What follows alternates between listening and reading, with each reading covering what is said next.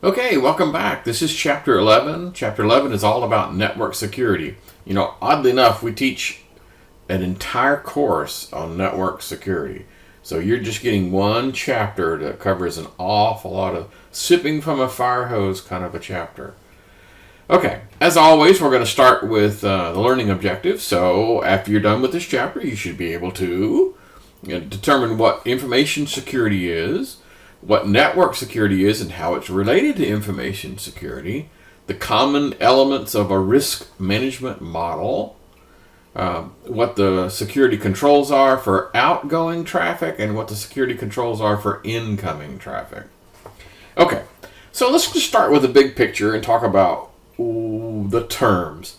So network security, one of the formal definitions, is a part of an overall information system security umbrella. An information system security, IS security, is the provision of confidentiality, integrity, and availability to information. So that's the big picture. And that confidentiality, integrity, and availability is called the CIA, not that CIA. It's called the CIA triad, that, confidentiality, integrity, and availability. So what part does the network part of this happen? Well, it's a great deal of the stuff that happens that goes across the network. So we are specifically not talking about data at rest. In other words, stuff that's sitting like in a database server or something.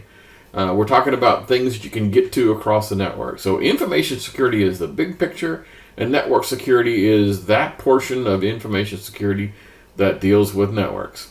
Okay? Kind of so makes a little bit of sense. So let's go over those three terms, the confidentiality. So confidentiality basically means no one can peek and see what I'm doing. That's what confidentiality means. Privacy and confidentiality kind of go hand in hand.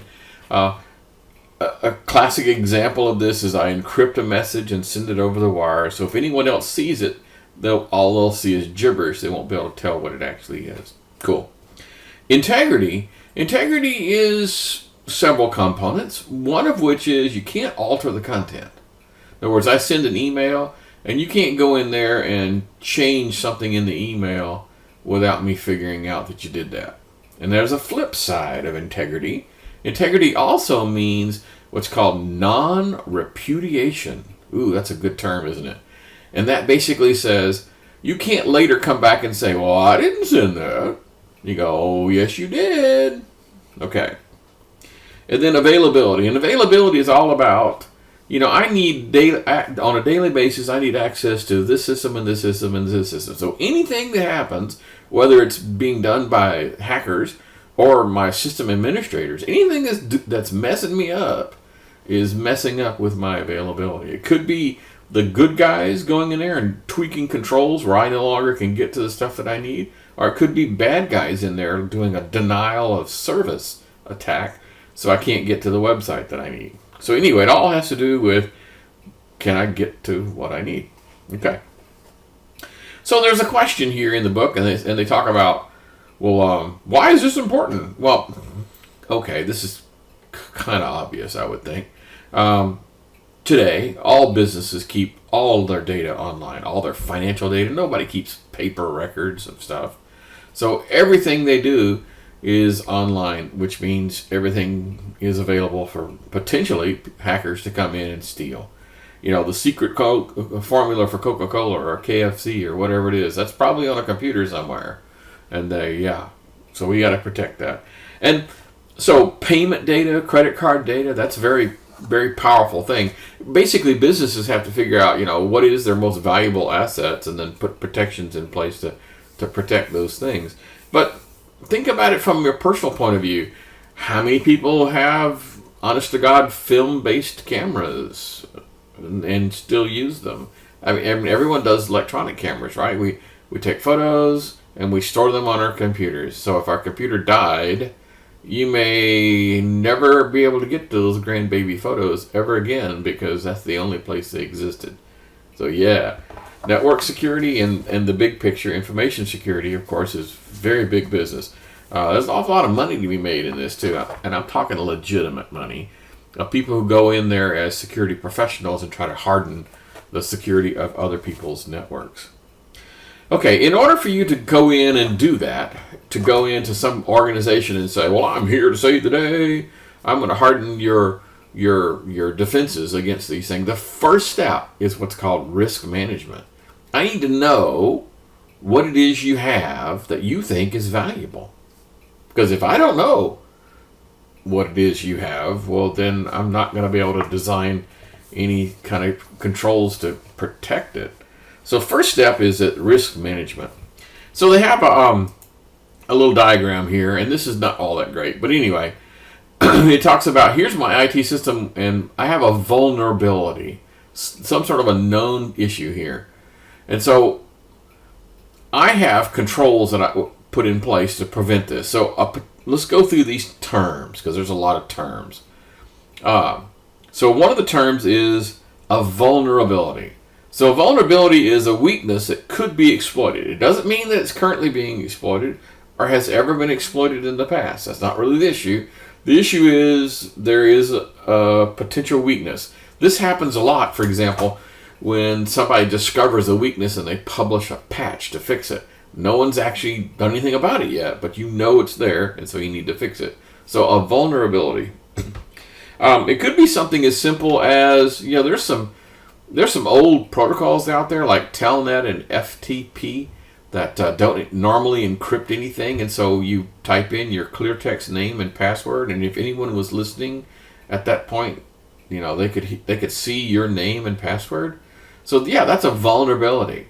Okay. The next one is a threat. So a threat is those things. Those are actions. Threats are actions taken to exploit a vulnerability. So that's an attack. Okay. So a virus would be an example of a honest-to-God real threat. In their little goofy diagram, some of their threats have been blocked, and some of their threats were able to sneak through.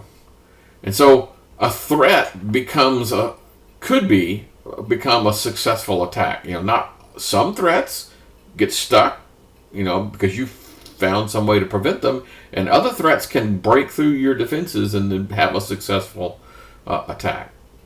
And then, of course, the other is the control. So this is the honest-to-God control, the things that you do to prevent these things from happening.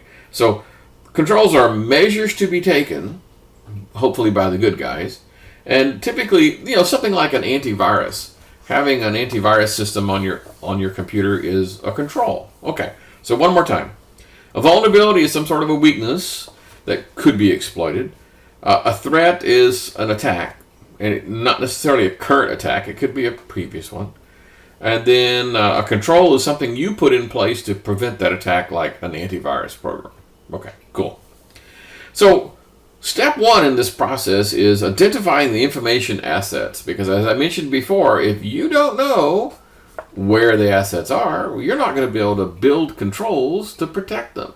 So you need to know where they are. So step one is some sort of an asset inventory. And this could be something kind of simple like, high, medium, low. Like my customer's zip code. Okay, I'd probably put that as kind of low. I mean, does anyone really care about what your customer zip codes are? But customer credit card numbers? Ooh, now wait a minute now. That'd be a high level. So when you're doing an inventory, you don't just say, well, here it all is. It's an inventory of all this information assets and some sort of a ranking in there that says, high, medium, low, or, secret, top secret, something that basically says. I will tell you that almost all of this information that we're talking about, like, customers' credit card data and, that kind of stuff, their email addresses and passwords and all the rest, almost all of that is stored in a database. Very few companies have, flat files full of this kind of information. So typically, a lot of these threats are designed to break into a vendor and steal their database. Now, I'm going to stop this conversation for just a second and derail it and talk about a topic that's of interest to me. I know a lot of people who say, for example, oh, well, I never use my credit card over the internet. I don't want somebody to steal my card. I'm thinking, so you never buy anything And they go, oh no, I call them on the phone and give them the phone number, give them the credit card number over the phone. To which I say, you know, that person at the other end of the phone is entering it into the exact same database that would have gone into if you had entered it over the internet. The same database. They don't have two. They don't have a database for people who entered their cards over the web and another database for people who entered their cards via the phone. That's just dumb. So, how many? Let's say I'm an enterprising young hacker and I want to steal some credit card information. So I could snoop on the line and listen for someone to transmit their credit card number over the web. Okay, I could do that. If I did, how many credit cards would I get? Well, I'd get one, right? I mean, it's just one person talking. So, cool, right? But if I was to break into the database, I could get 100,000 credit card numbers. So which one do you think the hackers do? Do the hackers really care about catching that one credit card in transit over the web? No, that is not their target. That would be like a low priority. A high priority would be getting into the database, cracking the database, and pulling all the credit cards. They don't want one or a dozen. They want thousands or 10,000s. So, is it any safer to give the operator your credit card information over the phone? Not at all.